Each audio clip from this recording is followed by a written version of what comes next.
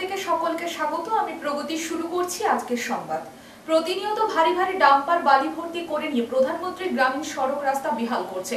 পাশাপাশি প্রতিনিয়ত ঘটছে দুর্ঘটনা। ডাম্পারের ধাক্কায় আহত হলেন এক স্কুল শিক্ষক। তাকে আশঙ্কাজনক অবস্থায় ভুবনেশ্বর পাঠানো হয়েছে।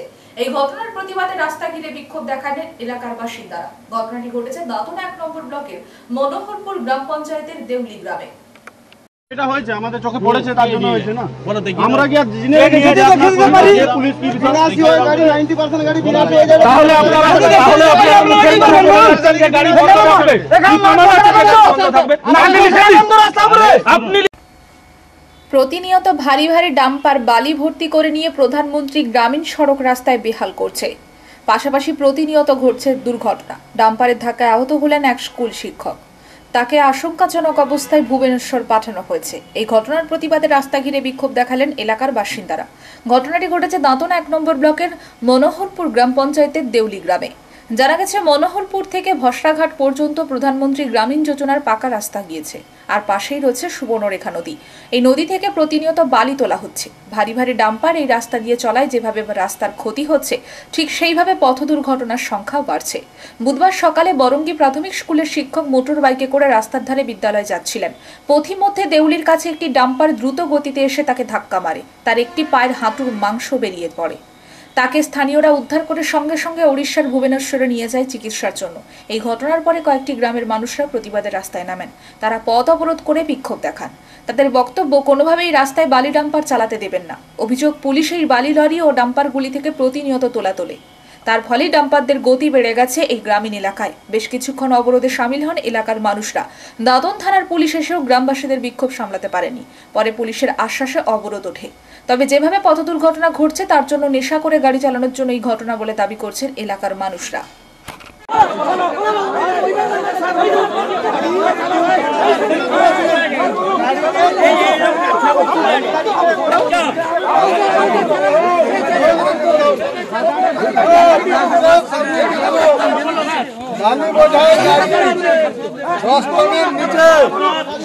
যাওয়ার কথা যাচ্ছে যার জন্য আজকে একটা অ্যাক্সিডেন্ট হয়েছে, মারাত্মক অ্যাক্সিডেন্ট। তোর বাবাকে ফোনটা করলি, চল বাবা গাড়ি লিখতে হবে নি, এতে আমি অর্ডার দিচ্ছি। এটি অর্ডার দিয়ে দিয়েছি, এখন দেখি মালগাড়ি তাদের অর্ডার দিচ্ছি। গ্রামের একজন শিক্ষক মহাশয় প্রাইমারি স্কুলে ইয়ে করেন। আচ্ছা, কি নাম ওনার? উৎপল মাইতি। কোথায়? বরঙ্গী স্কুলে প্রাইমারি স্কুলে ইয়ে করেন মাস্টার সাহেব ওখানকার। আচ্ছা, ওই স্কুল যাবার পথেই ওকে একজন একটা বালিগাড়ি একে মেরেছে। হ্যাঁ, বালিগাড়ি ডাম্পার একটা রং সাইডে মেরেছে ওকে। ও তার সাইডে আছে, কিন্তু ও মানে মদ্যপ অবস্থায় ছিল, আর নিয়ন্ত্রণ হারিয়ে ওকে মেরেছে। ওনার অবস্থা এখন কিরকম? অবস্থা খুব সিরিয়াস। ও কলিঙ্গ হসপিটাল এখন গেছে, এখনো পৌঁছায়নি। আপনারা এখন কি চাইছেন এখানে? আমরা চাইছি এই মুহূর্তে টোটালি অনির্দিষ্টকালের জন্য এই রাস্তাতে বালিগাড়ি বন্ধ থাকবে, প্লাস মানে স্কুল টাইমে স্কুল আওয়ারটা যেটা, সেটাতে সম্পূর্ণ ওই রাস্তার উপরে কোনো বালি গাড়ি যাতায়াত সম্পূর্ণ নিষিদ্ধ থাকবে। আপনারা প্রশাসনকে আগে বলেছেন এসব ব্যাপারগুলো? হ্যাঁ, আমরা অনেকবার বলেছি, কোনো কাজ হয়নি। এবং পুলিশ রাস্তার উপর দাঁড়িয়ে প্রত্যেক গাড়ির কাছ থেকে আমরা দেখেছি পয়সা নিচ্ছে, দিয়ে ছেড়ে দিচ্ছে। আপনার নামটা? রঞ্জিত মাঝি, বাড়ি? কালী। মনোহরপুর থেকে ভসরা অবধি যে রাস্তা, প্রধানমন্ত্রী গ্রাম সড়ক যোজনার রাস্তা, এই রাস্তার এক সাইডে সুবর্ণরেখা নদী। সেই নদী থেকে প্রচুর বালি তোলা হচ্ছে, আর বড় বড় গাড়ি দিয়ে সেগুলো নিয়ে যাওয়া হচ্ছে। এখানে পুলিশও চাঁদা তুলছে, আর বললে কিছু বলে, আমাদের কিছু করার নেই। আজকে হঠাৎ একটা অ্যাক্সিডেন্ট হয়, ভয়াবহ অ্যাক্সিডেন্ট হয়, আর বিগততেও হয়েছে। তো আজকে সবাই এখানে আন্দোলন করছে যাতে এই ঘটনা না ঘটে, বা এই ভারী ভারী গাড়ি যেন না চলে এই রাস্তায়। ছেলেমেয়েরা স্কুল যেতে পারছে না। আপনার নামটা? আমার নাম শান্তি গোপাল দাস, বাড়ি? বাড়ি দেউলি। আপনারা কি চাইছেন এখন বর্তমানে? আমরা চাইছি টোটাল ভারী গাড়ি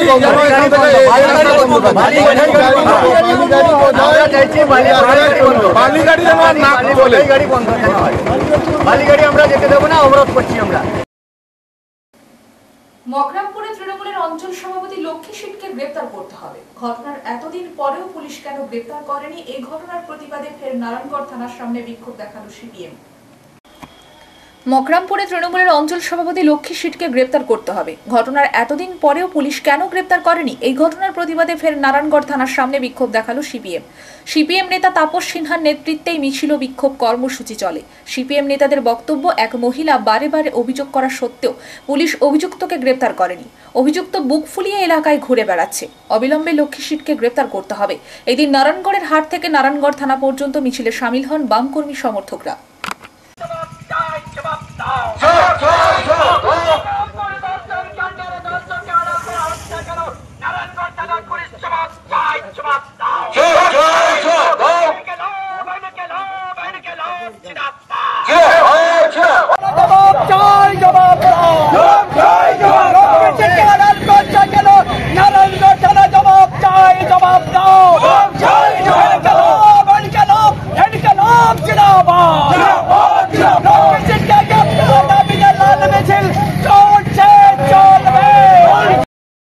যে আজকে বড়বাবু নেই, বিশেষ প্রয়োজনে তিনি বাইরে আছেন, কিন্তু তাদের যারা প্রতিনিধি ছিলেন আমরা তাদের তিনটে কথা বলে 11 তারিখ এসেছিলাম অভিযোগ জানাতে।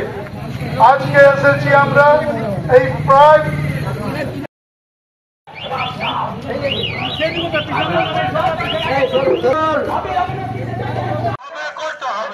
এখনো গ্রেপ্তার করা হয়নি কেন? নারায়ণগড় থানার ওসি জব চাই, জব দাও। এখনো গ্রেপ্তার করা হয়নি কেন? নারায়ণগড় থানার ওসি জব চাই, জব দাও। ইনকিলাব জিন্দাবাদ, সিপিআইএম জিন্দাবাদ। ওই এলাকার মানুষের মধ্যে সন্ত্রাস তৈরি করছে। তৃণমূল ছাড়া অন্য কোনো দল করা যাবে না, ওদের বিরুদ্ধে কোনো কথা বলা যাবে না।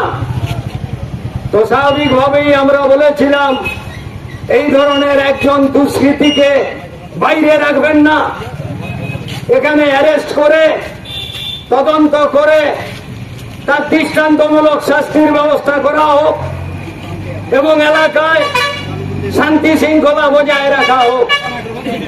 কিন্তু আমরা লক্ষ্য করলাম খুবই পরিতাপের বিষয়, আমাদের নারায়ণগড় থানা প্রশাসন এ বিষয়ে কোনো উদ্যোগ গ্রহণ করেননি। আমরা খুব বেদনাহত চিত্তে আবার নিবেদন করছি যে পুলিশ প্রশাসন নিরপেক্ষতা বজায় রাখুন, গণতন্ত্র বজায় রাখুন।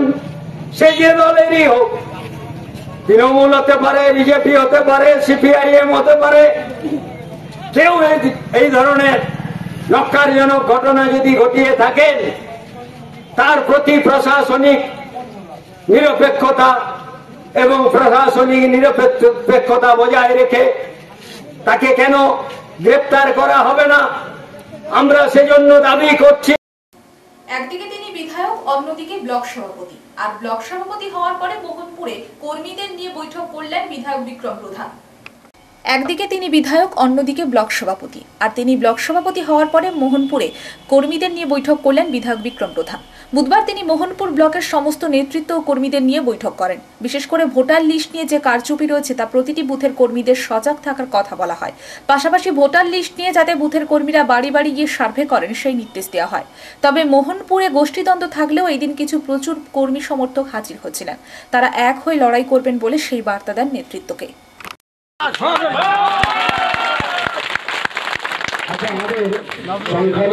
আমাদের আরো একটা সবাই, কারণ একটা রাজনৈতিক দল, আমাদের মধ্যে বিভেদ থাকতে পারে, দ্বন্দ্ব হয়েছে, মানুষের দ্বন্দ্ব হয়, সবাইকে নিয়ে বসতে হবে।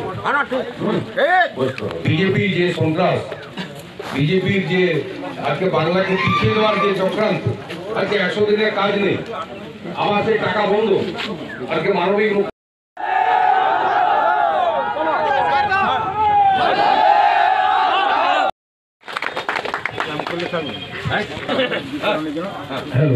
আমি কৃষকের জন্য এত যে প্রকল্প তিনি করেছেন, এই প্রকল্প আজকে কৃষকের নিশ্চয়ই কৃষকের আমাদের এই সরকার তা দূরে সরিয়ে দেবে না। কৃষকের বন্ধু হিসাবে এই সরকার থাকবে এবং আমাদের এই বার্তাটা আপনাদের এলাকার জনপ্রতিনিধি হিসাবে আমার যেটুকু দায়িত্ব আছে, কর্তব্য আছে, আমি সেই কর্তব্য পালন করব। ধন্যবাদ, নমস্কার, আপনারা সবাই ভালো থাকবেন।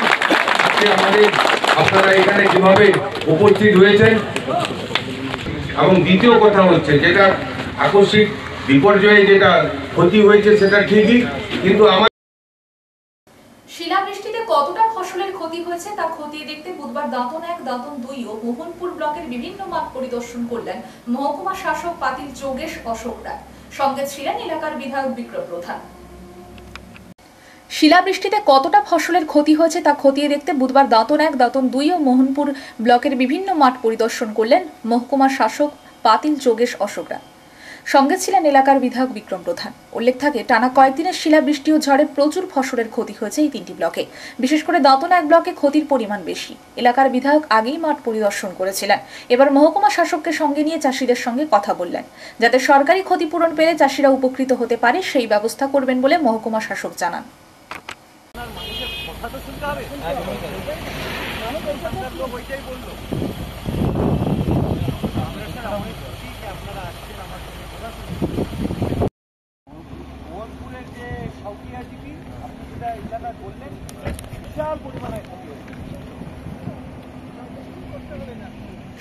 এগুলো আর যত রোদ গন্ধ উঠছে দেখতে পাচ্ছি, এক আর আমার 25 মাইল, হ্যাঁ 5। এখানে আপনাদের কত চাষিদের ক্ষতি হয়েছে? আপনার টোটাল কত মৌজার ক্ষতি হয়েছে? 88 মৌজার মধ্যে আপনার 3.4 হেক্টর, মোটামুটি 3500 হেক্টরের মতো ক্ষতি হয়েছে না? তার মধ্যে আপনার কত চাষিদের ক্ষতি হয়েছে? 15,000-এর মধ্যে বিএসপির মধ্যে কত চাষি মানে বিএসপি রেজিস্টার্ড আছে?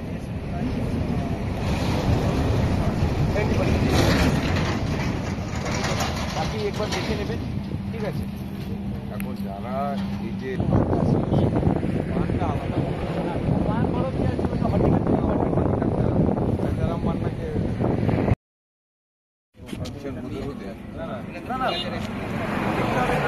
বোঝা যাবে না, মানে আমার এত বয়স হলো সেইভাবে ওইটাই ওখানেও লোকেরা এটাই বললো। ঠিক আছে, তাহলে আমি এখন বেরিয়ে সঙ্গে বসে ওখানে আমাদের এই কৃষি লোনটা তো আলাদা। ঠিক আছে, যেগুলো জিনিস করা যাবে ওইটা আমরা দেখছি। এবার রিপোর্ট বানাও, তারপরে আমরা দেখি। ঠিক আছে, আমরা যেটা আজকে দেখতে পেরেছি, আমাদের যে এই 3টি ব্লক আছে, দাঁতন 1, দাঁতন 1-এর আমাদের অনিকোলা, আঙ্গুয়া, 24 জিপি, দাঁতন 2 জেনকাপুর জিপি, আর আমাদের মোহনপুরের যে 5টাই অঞ্চল আছে, মোটামুটি এই 5টা অঞ্চলের মধ্যে অনেকই ক্ষয়ক্ষতি হয়েছে সে আমাদের যে শিলাবৃষ্টি হলো। আমাদের দাঁতন 1-এর 88 মৌজা, প্রায় 3500 হেক্টর, প্রায় 15,000 চাষি। দাঁতন 2-তে 20টা মৌজা আর প্রায় 2000 হেক্টর আর প্রায় 7000 চাষি। দাঁতন তারপরে মোহনপুরে 30টা মৌজা, প্রায় 2000 হেক্টর, ওখানেও প্রায় 6-7 হাজার চাষি আফেক্ট হয়েছে। আমরা এটা দেখতে পেরেছি, সবাই চাষিদের সঙ্গেও ওনাদের সঙ্গে কথা বলেছি। ওনারা ওনাদের যে দাবি আছে, আমাদের যে বাংলা শস্য বীমা যোজনা আছে বা অন্যান্য যে যোজনা আছে, তাদের মধ্যে ওনাদের ক্ষতিপূরণ হোক, এরকম ওনাদের যে দাবি আছে। এমএলএ সাহেব আছে, এমএলএ সাহেব প্রায় গত 3-4 দিন ধরে পুরো পরিদর্শন করেছেন। বিডিও সাহেব আছেন, আমাদের কৃষি দপ্তরের সবাই যারা এরিয়া আছেন ওনারা পুরো সার্ভে করেছেন। তো আমরা সার্ভে করে মোটামুটি একটা ডিটেল বানিয়ে নিয়েছি। তারপরে আমরা যে আছে সব তথ্যগুলো আমাদের ডিস্ট্রিক্ট ম্যাজিস্ট্রেট স্যারকে পাঠাবো, যাতে করে আমরা তাড়াতাড়ি এই যে ক্ষতিপূরণ ওনাদেরকে দিতে পারবো। পরিদর্শন করলেন, কি দেখলেন? তো আমরা তো এই যে 21 তারিখ যে ভয়াবহ যে একটা বিপর্যয় নেমে এলো 9টি গ্রাম পঞ্চায়েত এলাকা, দাঁতন বিধানসভায় 7টি এবং কেশারী বিধানসভায় 2টি গ্রাম পঞ্চায়েত একদম সম্পূর্ণভাবে চাষের ক্ষতি হয়েছে। আমরা 22 তারিখ থেকে পরিদর্শন করেছি এবং আমি নিজে ডিএম স্যারের সঙ্গে দেখা করে তাকে সার্বিকভাবে একটা জেনারেল চিঠি দিয়েছি, যাতে আমাদের চাষিরা যারা ক্ষতিগ্রস্ত হয়েছে সেই সব চাষিরা যাতে ক্ষতিপূরণ পায় সে ব্যবস্থা আমরা করছি। এবং আমি মাননীয় মুখ্যমন্ত্রী ফিরলে তার দৃষ্টিগোচর করব, তাকে ওটা লিখিতভাবে আবেদন করব এবং কৃষি দপ্তরের মন্ত্রী থেকে কৃষি বিপণন দপ্তর, হর্টিকালচার দপ্তর, এইসব দপ্তরের মাননীয় মন্ত্রীদের সঙ্গে চিঠি দেবো এবং দেখা করে যাতে আমাদের ক্ষতিপূরণ পায় কৃষকরা তার চেষ্টা। মাঠে উৎপাদিত কৃষকদের ফসল ন্যায্য মূল্যে ক্রয় বিক্রয়ের উদ্দেশ্যে কৃষক বাজার নির্মাণ করা হয়েছিল সরকারি অর্থ ব্যয় করে। ঝাড়গ্রাম জেলার এই রকম কৃষি বাজার 8টি রয়েছে, যার মধ্যে বেলপাহাড়ি ও নয়াগ্রাম কৃষক বাজারগুলি চালু থাকলেও বাকি একাধিক কৃষক বাজার কোনোদিনই সূর্যের আলো দেখেনি। এক্ষেত্রে অভিযোগ, অধিকাংশ কৃষি বাজার শহর থেকে বেশ খানিকটা দূরে নির্মাণের ফলে কৃষক ও স্থানীয় বাসিন্দারা কেউই যেতে উৎসাহী হননি। মাঠে উৎপাদিত কৃষকদের ফসল ন্যায্য মূল্যে ক্রয় বিক্রয়ের উদ্দেশ্যে কৃষক বাজার নির্মাণ করা হয়েছিল সরকারি অর্থ ব্যয় করে। ঝাড়গ্রাম জেলার এই রকম কৃষি বাজার 8টি রয়েছে, যার মধ্যে বেলপাহাড়ি ও নয়াগ্রাম কৃষক বাজারগুলি চালু থাকলেও বাকি একাধিক কৃষক বাজার কোনোদিনই সূর্যের আলো দেখেনি। এক্ষেত্রে অভিযোগ, অধিকাংশ কৃষি বাজার শহর থেকে বেশ খানিকটা দূরে নির্মাণের ফলে কৃষক ও স্থানীয় বাসিন্দারা কেউই যেতে উৎসাহী নননি। অপরদিকে ঝাড়গ্রাম শহরের মূল বাজার থেকে প্রায় 3 কিলোমিটার দূরে অপরিকল্পিতভাবে কৃষক বাজার নির্মাণ করা হয়। অন্যদিকে ঝাড়গ্রাম ব্লকের কৃষক বাজারটি না খোলার আরেকটি বড় কারণ হলো ঝাড়গ্রাম পৌরসভা ও জেলা পরিষদের সমন্বয়ের অভাব। কারণ ঝাড়গ্রাম বাজারটি পৌরসভার অন্তর্গত হওয়ার ফলে ঝাড়গ্রাম বাজারটিকে কৃষক বাজারে নিয়ে যাওয়ার জন্য পৌরসভাকে উদ্যোগ নিতে হবে, কিন্তু ঝাড়গ্রাম পৌরসভা এই ব্যাপারে কোনো হেলদোল নেই। যার জেরে কোটি কোটি টাকা খরচ করে এই কৃষক বাজারগুলি তৈরি হলেও সেগুলি আজ সমাজ বিরোধীদের আড্ডার জায়গা ও সাপেদের বাসস্থান তৈরি হয়েছে।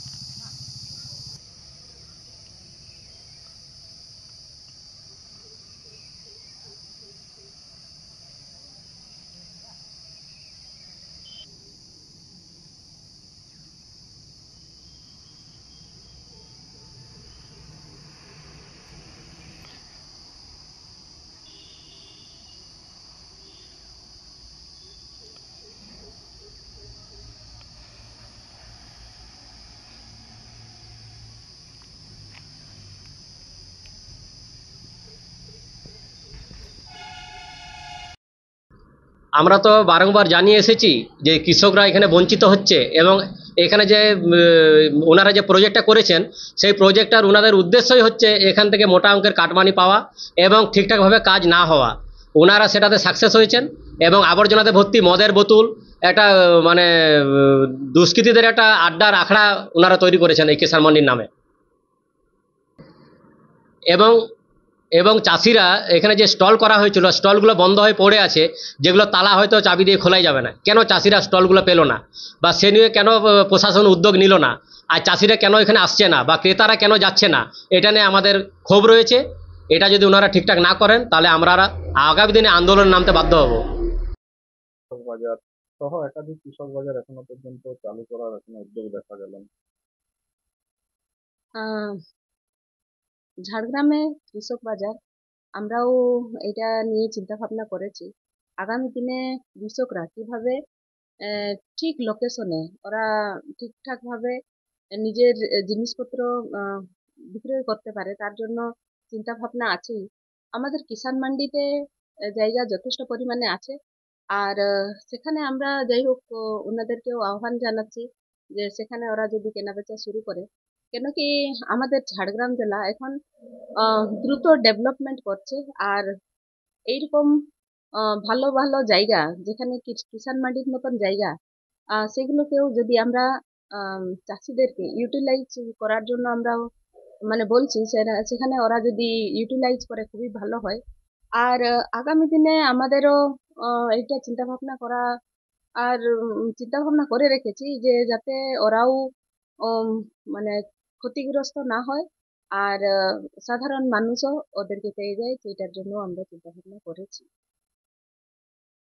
আমরা খালি ঝাড়গ্রাম বলে নয়, গোটা পশ্চিমবঙ্গব্যাপী দেখছি যেসব জায়গায় কৃষক মান্ডি তৈরি হয়েছে, সেই সব কৃষক মান্ডিগুলো আজকে শহর থেকে বা বাজার থেকে বেশ খানিকটা দূরে, কোথাও জঙ্গলের মধ্যে, কোথাও রাস্তার থেকে অনেকটাই ভেতরে। তো দেখা যাচ্ছে যে শুধু পয়সা লুট করার জন্য এই কৃষক মান্ডিগুলো তৈরি করা হয়েছিল। আজকে সেই কৃষক মান্ডিগুলো মদের আখড়া, জুয়ার আখড়া এইসবে তৈরি হয়েছে এবং ভগ্ন অবস্থায় সেগুলো পড়ে আছে। সরকারকে এটা নজরে আনতে বলবো এবং কৃষক মান্ডিগুলো যাতে সঠিকভাবে চালু হয় এবং প্রকৃত কৃষকরা যাতে উপকৃত হয় তার একটা সুরাহা করার ব্যবস্থা করার জন্য আমরা রিকোয়েস্ট করব।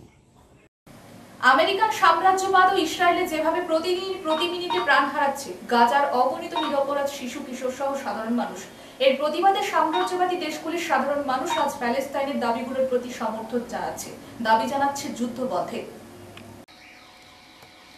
আমেরিকান সাম্রাজ্যবাদ ও ইসরায়েলের যেভাবে প্রতিদিনই প্রতি মিনিটে প্রাণ হারাচ্ছে গাজার অগণিত নিরপরাধ শিশু কিশোর সহ সাধারণ মানুষ, এর প্রতিবাদে সাম্রাজ্যবাদী দেশগুলির সাধারণ মানুষ আজ প্যালেস্তাইনের দাবিগুলোর প্রতি সমর্থন জানাচ্ছে, দাবি জানাচ্ছে যুদ্ধ বন্ধের।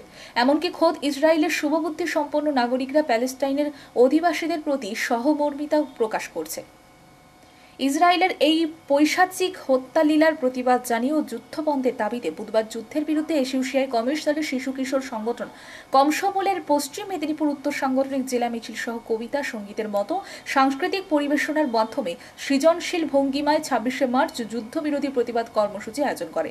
যুদ্ধবিরোধী এই প্রতিবাদ কর্মসূচিতে উপস্থিত ছিলেন পার্টির জেলা কমিটির অন্যতম সদস্য দেবাশিস আইচ এবং কমসমলের জেলা ইনচার্জ ধ্রুবজ্যোতি প্রামাণিক। তিনি বলেন, আমেরিকান সাম্রাজ্যবাদ ইসরায়েল যেভাবে গাজায় হাসপাতাল সহ বিভিন্ন জায়গায় বোমা ফেলে নিরীহ মানুষকে খুন করছে, তার সবচেয়ে বেশি বলি হচ্ছে শিশু কিশোররা। হাজার হাজার শিশু আজ অভিভাবকদের হারিয়ে সহায় সম্বলীনভাবে দিন কাটাচ্ছেন স্বজন হারানোর ক্রন্দন ধ্বনিতে। সারা গাজায় আজ মুখরিত হচ্ছে। আমরা মনে করি যুদ্ধের মধ্য দিয়ে কোনো সমস্যার সমাধান হয় না। অবিলম্বে এই প্রাণঘাতী যুদ্ধ বন্ধ করতে হবে, এই বিশ্বকে শিশুর বাসযোগ্য করতে হবে। সংবাদ এই পর্যন্ত। নমস্কার।